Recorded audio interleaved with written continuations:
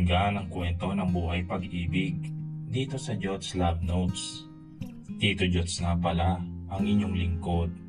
Huwag kalimutan na i-follow para naman updated ka sa mga kwento na iyong mapapakinggan. Ang pagpapatuloy ng ating kwento. Tama na yan, ate, sabi ni Karina habang palapit sa amin. Hindi ko alam kung ano ba nangyayari sa akin nang makita ko siya. Ay nako, Dok, cellphone mo to, nagkapalit tayo eh. Sad nito at mas inilapit pa sa akin ang hawak nito. Hindi na ako nakapatingin sa hawak nito at naalala ko na kung ano nga pala ang pinunta ko rito. Oo nga pala yung cellphone. Nagkatinginan pa kami ng magdampi ang mga kamay namin. Hindi lang kayo ang tao dito, no? Nandito kami ni Trixie, ha? Mabuti pa mag-usap kayo at ako naman papasok na sa bahay. Sabi ng ate ni Karina at kinuha ang anak nito. Umupo na kami sa upuan ni Karina at nagkatinginan. Sabay pa kaming napalingon sa nagsasalita sa likod namin.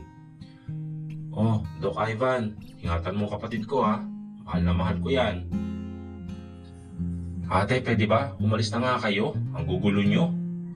Ivan, pagpasensyahan mo na yung pamilya ko, ha? Ganyan talaga sila eh. Sabi ni Karina at nakita ko pa ang pagtataray nito sa kapatid nito.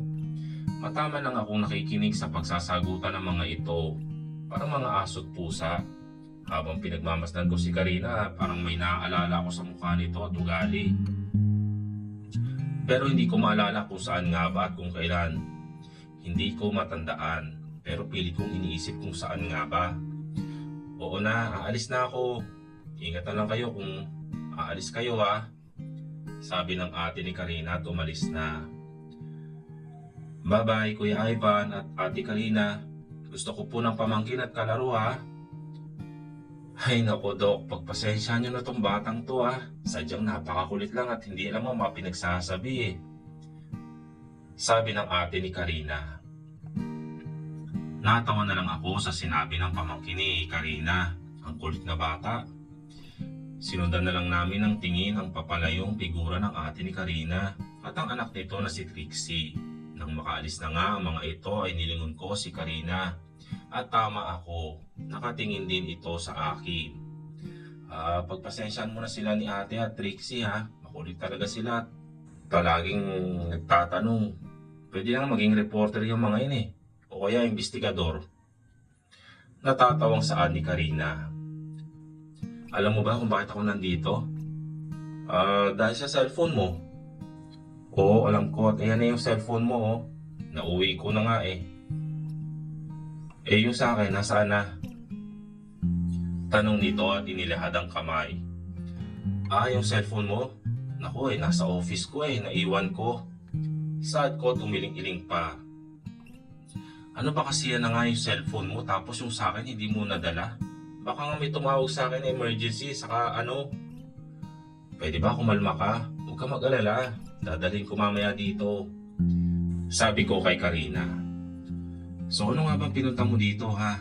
Imposible naman na cellphone lang ang pinunta mo. Okay, ganito. Pumunta ako dito para humingi ng permiso sa iyo at sa magulang mo kung pwede kitang ligawan. Ha? Hindi sila papayag niyan. Natatawa pang saan nito. Napatayo akong bigla at sa gulat nga naman napatayo agad si Karina. Karina's point of view. Nabigla ako at napatayo nang biglang tumayo si Ivan habang nag-uusap kami. Kanina pa ako kinakabahan, pero hindi ko pinakita yon. Oh, saan ka pupunta? Nauutal na tanong ko rito. Sa magulang mo. Sabi ni Ivan at tinalikuran na ako at nagsimula na maglakad palayo sa akin. Tinakbo ko ito at hinila sa kamay para pigilan ito. At pumunta agad sa parents ko. Baka kung ano pa ang mangyari kung mabigla sila. Teka Ivan, pwede bang pagplanuhan muna nating mabuti? Baka kung ano pa mangyari eh. Bigla-bigla kang magsasalita dyan sa kuya ko, baka kung ano mangyari. Sad ko habang hindi pa rin ako bumibitaw. O sige, ano bang plano? Tanong nito at tumingin sa akin at hinihintay ang sagot ko. Pwede bang maupo ka na muna? Saad ko at tumupo ng patiuna. Sumunod naman ito at tumupo na rin ng maayos. Napataas ako ng kilay at sumunod ito. Ganito yon, Doc Ivan. Sasabihin na natin tayong dalawa na magkakaroon tayo ng anak. Kung magalit mo ng parents ko, okay lang. Basta wala sa plano na ipapalaglag mo tong dinadala ko Saad ko at dinuro pa ito. Oo, huwag kang mag-alala. Nandito lang naman ako Sabihin mo na sa akin kung anong kailangan mo. At bukas na bukas babalik din ako dito.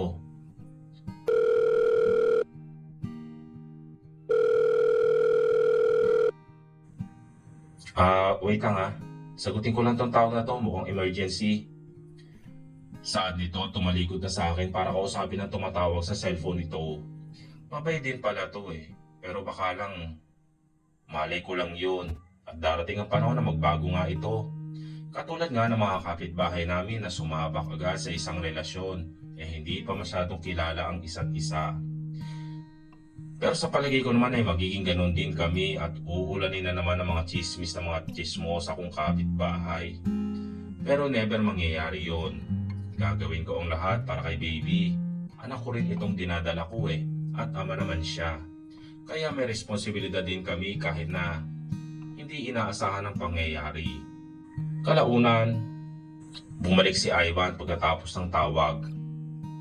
At para ba nagmamadali?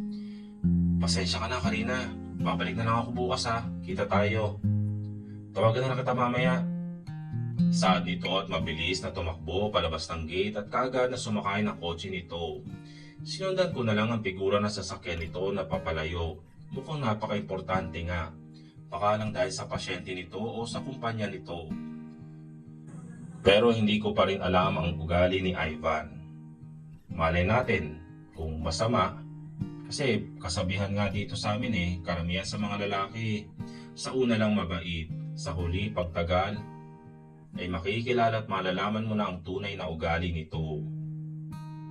Itutuloy ang susunod na kabanata ng ating kwento.